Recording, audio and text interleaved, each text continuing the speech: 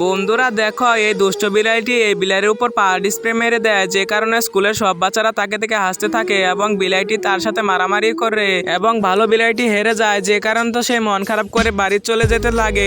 বাড়ি ফেরার পথে সে একটি কুম্ফু মাস্টারের বাড়ি দেখতে পায়। এটি দেখে তো সে সেখানে যে কুম্ফু মাস্টারের কাছে কুম্ফু শিখতে চায়। কুম্ফু মাস্টার তাকে কুম্ফু দলে নিয়ে নেয় এবং সে কিন্তু কাজে লেগে পড়ে। সে অনেক ট্রেনিং দিতে থাকে। ধীরে ধীরে সে একজন দক্ষ কুম্ফু হয়ে ওঠে। সে তার মাস্টারের সাথে ফাইট করে, তার মাস্টারকে সে হারিয়ে দেয়। সে দেওয়ালে একটি পোস্টার দেখে এবং পোস্টারে লেখা ছিল যে কুম্ফুতে জিতলে পারলে 10 লাখ টাকা দেবে।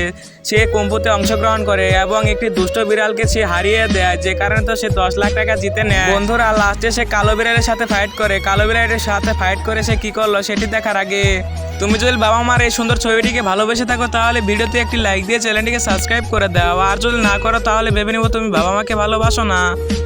তারপর সে দুষ্ট বিড়ালকে এমন মার মারে যে মারতে মারতে তার চাবার দাঁত ভেঙে ফেলে এবং সে ট্রফিটি জিতে নেয়।